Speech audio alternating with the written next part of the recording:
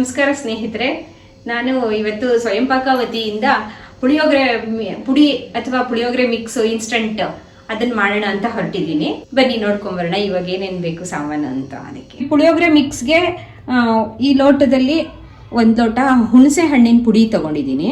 ಹುಣಸೆ ಹಣ್ಣಿನ ಪುಡಿ ಹೇಗೆ ಮಾಡ್ಕೊಂಡಿದ್ದೀನಿ ಅಂದರೆ, ಈ ಬೇಸಿಗೆ ಕಾಲದಲ್ಲಿ ಹುಣಸೆ ಹಣ್ಣು ಸ್ವಲ್ಪ ತೊಗೊಂಡ್ಬಿಟ್ಟು ಎಕ್ಸ್ಟ್ರಾ ತೊಗೊಂಡ್ಬಿಟ್ಟು ಈ ಬಿಸಿಲಲ್ಲಿ ಅದನ್ನು ಇಟ್ಟು ಒಣಗಿಸ್ಬಿಟ್ಟು ಅದನ್ನು ತಕ್ಷಣ ತೊಗೊಂಡ್ಬಂದ್ಬಿಟ್ಟು ಪುಡಿ ಮಾಡಿ ಇಟ್ಕೊಂಡಿರ್ತೀನಿ ನಾನು. ಸಾಮಾನ್ಯಕ್ಕೆ ಚಟ್ನಿ ಪುಡಿಗಾಗತ್ತೆ, ಇನ್ಯಾವುದಕ್ಕಾದ್ರೂ ಬೇಕಾದರೆ ಅಂದ್ಬಿಟ್ಟು ಹಾಗೆ ಪುಳಿಯೋಗರೆ ಮಿಕ್ಸ್ಗೆ ಬೇಕು ಅಂತಲೇ ಅರ್ಧ ಮಾಡ್ಕೊಂಡಿರ್ತೀನಿ ನಾನು. ಅದರಲ್ಲಿ 1 ಗ್ಲಾಸ್, ಈ ಗ್ಲಾಸಲ್ಲಿ 1 ಗ್ಲಾಸು ಹುಣಸೆ ಪುಡಿ. ಇದು ಮನೇಲಿ ಮಾಡೋಕ್ಕಾಗಲ್ಲ ಅಂದ್ರೆ ನಿಮ್ ಕೆಲವೊಂದು ಅಂಗಡಿಗಳಲ್ಲೂ ಸಿಗುತ್ತೆ. ಅಂಗಡಿನಲ್ಲೂ ಸಿಗುತ್ತೆ. ಇದು ಮಾಲ್ಗಳಲ್ಲಿ ಟ್ಯಾಮರಿನ್ ಪೌಡರ್ ಕೇಳಿದ್ರೆ ಸಿಕ್ಕತ್ತೆ ನಿಮಗೆ. ಅದನ್ನ ನಾನು ಮನೇನೆ ಮಾಡ್ಕೊಂಡಿದ್ದೀನಿ. ಅದು 1 ಲೋಟ ಇದರಲ್ಲಿ. ಅದನ್ನೊಂದು ದೊಡ್ಡ ಪಾತ್ರೆಗೆ ಹಾಕೊಂಡಿದ್ದೀನಿ. ಅದೇ ಲೋಟದಲ್ಲಿ ಮತ್ತೆ 1 ಲೋಟ ಬೆಲ್ಲ, ಪುಡಿ ಮಾಡಿರೋಂತಹ ಬೆಲ್ಲ ಇದು. ಅದನ್ನ ಅದಕ್ಕೆ ಹಾಕೊಳ್ಳೋಣ. ಅದೇ ಲೋಟದಲ್ಲಿ 1/4 ಲೋಟದಷ್ಟು ಉಪ್ಪಿನ ಪುಡಿ ಉಪ್ಪು ತಗೊಂಡಿದ್ದೀನಿ. ಇದನ್ನು ಮಿಕ್ಸ್ ಮಾಡ್ಕೊಳ್ಳೋದು.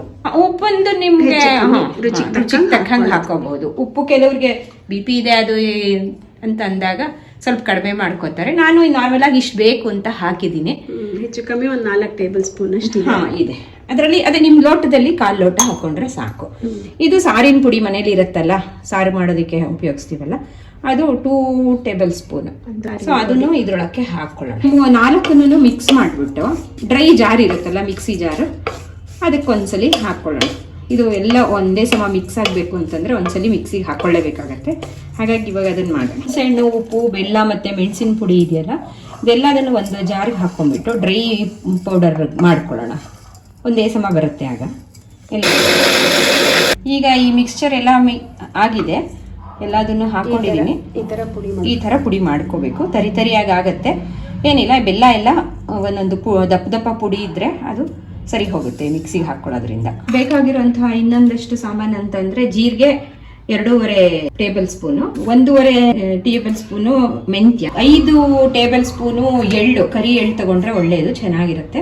1.5 ಟೇಬಲ್ ಸ್ಪೂನು ಕೊತ್ತಂಬರಿ ಬೀಜ ತಗೊಂಡಿದ್ದೀನಿ. 4 ಬ್ಯಾಡಗಿ ಮೆಣಸಿನ್ಕಾಯಿ, 4 ಗುಂಟೂರು ಮೆಣಸಿನ್ಕಾಯಿ. ಈಗ ಒಂದು ಬಾಣಲೆನ ಬಿಸಿ ಇಟ್ಬಿಟ್ಟು ಒಂದೊಂದಾಗಿ ಈ ಜೀರಿಗೆ, ಮೆಂತ್ಯ ಮತ್ತೆ ಕೊತ್ತಂಬರಿ ಬೀಜ, ಎಳ್ಳು, ಆಮೇಲೆ ಒಣಮೆಣಸಿನ್ಕಾಯಿ, ಇದನ್ನೆಲ್ಲ ಒಂದೊಂದಾಗಿ ಹುರ್ಕೊಳ್ಳೋಣ. ಇವಾಗ ಮೊದಲಿಗೆ ಜೀರಿಗೆ ಚಟಗುಟ್ಟ ಹೋಗಿ ತನಕ ಹುರಿದ್ಬಿಟ್ಟು ತೆಕ್ಕೋಬೇಕು.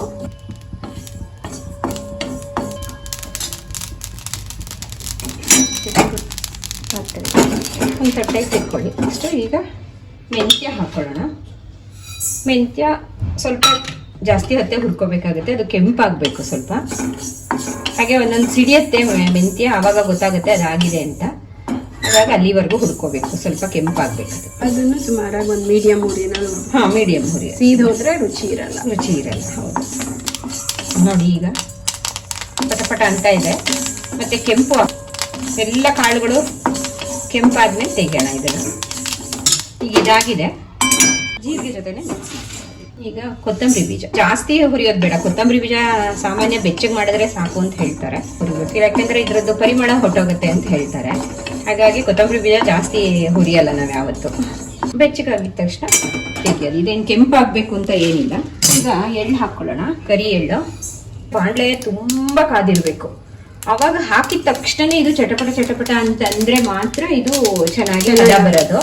ಇಲ್ಲ ಅಂದ್ರೆ ಏನಾಗುತ್ತೆ, ಒಂಥರ ಸೀದಂಗ ಆಗ್ಬಿಡುತ್ತೆ, ಇದಾಗಿರಲ್ಲ. ನೋಡಿ, ಇದು ಹಾಕಿದ ತಕ್ಷಣನೇ ಚಟಗುಡ್ತಾ ಇದೆ. ಅದಕ್ಕೆ ಕೊನೆಗೆ ಇದನ್ನು ಹುರ್ಕೋತಾ ಇದ್ದೀನಿ ನಾನು. ಈ ತರ ಬರುವಾಗ ಕೈ ಬಿಡ್ಬೇಕು, ಸ್ವಲ್ಪ ಕೈ ಬಿಟ್ಟು ಹುರಿದ್ರೆ. ಇಲ್ಲ ಅಂದ್ರೆ ಹಸಿ ವಾಸನೆ, ಹಸರು ವಾಸನೆ ಆಗುತ್ತೆ. ಹಸಿರು ವಾಸನೆ ಆಗುತ್ತೆ. ಇಲ್ಲಾಂದ್ರೆ ಸೀದ್ ಬಿಡುತ್ತೆ ಇದಕ್ಕಿದಂಗೆ. ಈಗ ಪಟ್ಪಟ ಅಂದಿದ ತಕ್ಷಣನೇ ಅದನ್ನ ಇದ್ರ ಜೊತೆಗೆ ಹಾಕೊಂಡು ಇದ್ರ ಜೊತೆಗೆ ಎಳ್ಳನ್ನು ತೆಕ್ಕೊಳ್ಳೋದು. ಈಗ ಮೆಣಸಿನಕಾಯಿ, ಇದಕ್ಕೆ ಎಣ್ಣೆ ಹಾಕ್ಬೇಕು. ಸ್ವಲ್ಪ ಎಣ್ಣೆ ಹಾಕ್ಬೇಕು.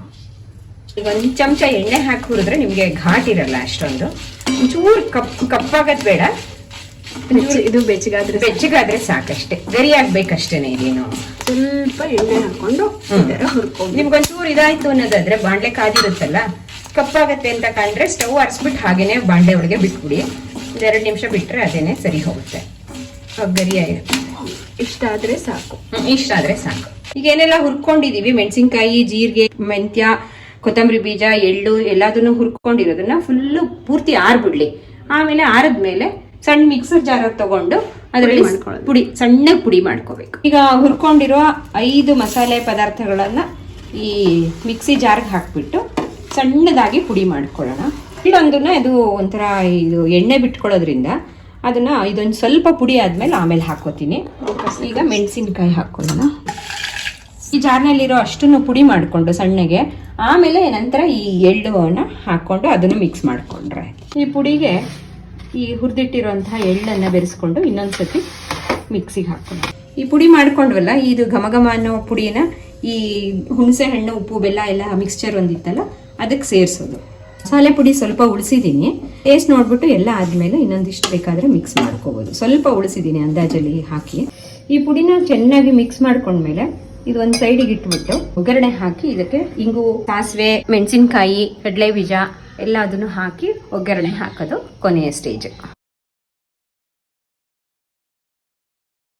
ಲೋಟದಲ್ಲಿ ತೋರಿಸಿದ್ನಲ್ಲ ಮೊದಲು, ಆ ಲೋಟದಲ್ಲಿ ಒಂದು 1/4 ಲೋಟಕ್ಕಿಂತ ಸ್ವಲ್ಪ ಜಾಸ್ತಿ ಕಡಲೆಕಾಯಿ ಎಣ್ಣೆ ತಗೊಂಡಿದ್ದೀನಿ ನಾನು. ಎಣ್ಣೆ ಕಾದ್ಮೇಲೆ ಈಗ 2 ಟೀ ಸ್ಪೂನು ಸಾಸಿವೆ ಹಾಕಿದ್ದೀನಿ. ಅದು ಚಟಗುಟ್ಟದ ಮೇಲೆ ಅರ್ಧ ಲೋಟದಷ್ಟು ಕಡಲೆಕಾಯಿ ಬೀಜ ಹಾಕ್ಕೋತೀನಿ. ಇದು ಕೆಂಪುಗಾಗಲಿ ಕಡಲೆಕಾಯಿ ಬೀಜ. ಕಡಲೆ ಬೀಜ ಅರ್ಧ ಆದಮೇಲೆ 2 ಟೇಬಲ್ ಸ್ಪೂನು ಕಡಲೆಬೇಳೆ, ಇದೊಂಚೂರು ಕೆಂಪಾಗಲಿ. 1.5 ಟೇಬಲ್ ಸ್ಪೂನ್ ಉದ್ದಿನಬೇಳೆ ಹಾಕ್ತಾ ಇದ್ದೀನಿ. ಕಡಲೆಬೇಳೆ ಸ್ವಲ್ಪ ಕೆಂಪಾದ್ಮೇಲೆ ಉದ್ದಿನಬೇಳೆ ಹಾಕ್ತಾ ಇದ್ದೀನಿ. ಉದ್ದಿನಬೇಳೆ ಸ್ವಲ್ಪ ಕೆಂಪಾಗಲಿ. 3 ಬ್ಯಾಡಗಿ ಮೆಣಸಿನ್ಕಾಯಿ, 3 ಗುಂಟೂರು ಮೆಣಸಿನ್ಕಾಯಿ ಸಣ್ಣಗೆ ಮುರ್ಕೊಂಡು ಇಟ್ಕೊಂಡಿದ್ದೀನಿ. ಈ ಒಗ್ಗರಣೆಗೆ ಹಾಕಬೇಕು ಅಂತ. ಇದಾಗಿದೆ.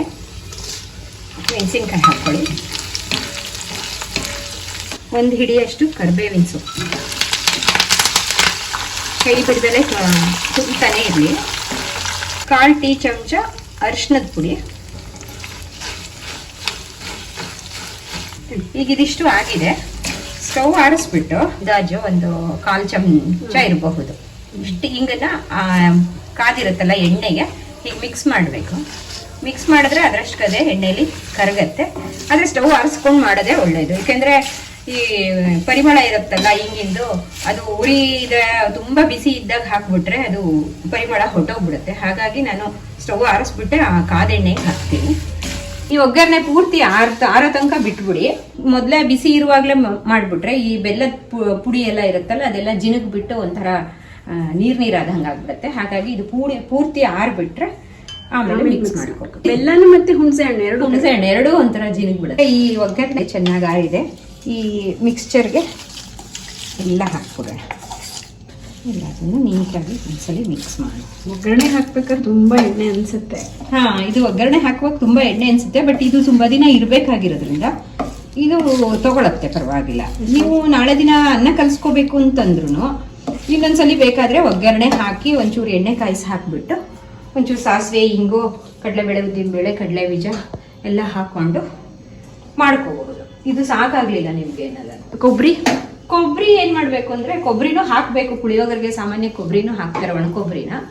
ಇದಕ್ಕೆ ನಾನು ಹಾಕ್ಬೇಕು ಅಂತಂದ್ರೆ ಇದು ಸ್ವಲ್ಪ ದಿನ ಇಡೋದ್ರಿಂದ ಏನಾಗುತ್ತೆ, ಒಂಥರ ಕೊಬ್ಬರಿ ವಾಸನೆ ಬಂದ್ಬಿಡತ್ತೆ. ಹಾಗಾಗಿ ಕೆಟ್ಟ ವಾಸನೆ ಬರೋದ್ರಿಂದ ಕೊಬ್ಬರಿ ಬೇಡ ಅಂತ ಹೇಳಿ ಆವತ್ತು ಕಲಿಸ್ಕೊಳ್ಳುವಾಗ ನೀವು ಒಂದು ಸ್ವಲ್ಪ ಕೊಬ್ಬರಿ ತುರಿದ್ಬಿಟ್ಟು ಇದಕ್ಕೆ ಹಾಕ್ಕೊಂಡ್ರೆ ಫ್ರಿಜ್ಜಲ್ಲಿ ಇಟ್ಕೊಳ್ದೇ ಇದ್ರೂ ನಡೆಯುತ್ತೆ, ಪರವಾಗಿಲ್ಲ. ನೀವು ತುಂಬಾ ದಿನ ಒಂದು 1-2 ತಿಂಗಳು ಹಾಗೆಲ್ಲ ಇಡ್ತೀವಿ ಅನ್ನೋದಾದ್ರೆ ಬೆಟರ್ ಒಂದು ಡಬ್ಬಿಲಿ ತುಂಬಿಟ್ಟು ಫ್ರಿಜ್ ಇದ್ರ ವಾಸನೆ ಸಖತ್ತಾಗಿ ಬರ್ತಾ ಇದೆ. ಇದ್ರ ವಾಸನೆ ತುಂಬಾ ಘಮ ಘಮ ಅಂತ ಇದೆ. ಜೀರಿಗೆ, ಮೆಂತ್ಯದ ಪುಡಿ, ಎಳ್ಳು ಎಲ್ಲದು ಸೇರ್ಕೊಂಡು ಕಡಲೆ ಬೀಜ ಎಲ್ಲ ಘಮ ಘಮ ಅಂತ ಇದೆ.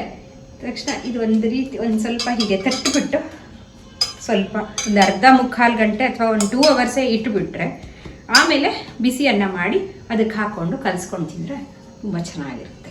ನೀವು ಒಂದ್ಸಲಿ ಟ್ರೈ ಮಾಡಿ ನೋಡಿ. ಕಮೆಂಟ್ ಬಾಕ್ಸಲ್ಲಿ. Thank you.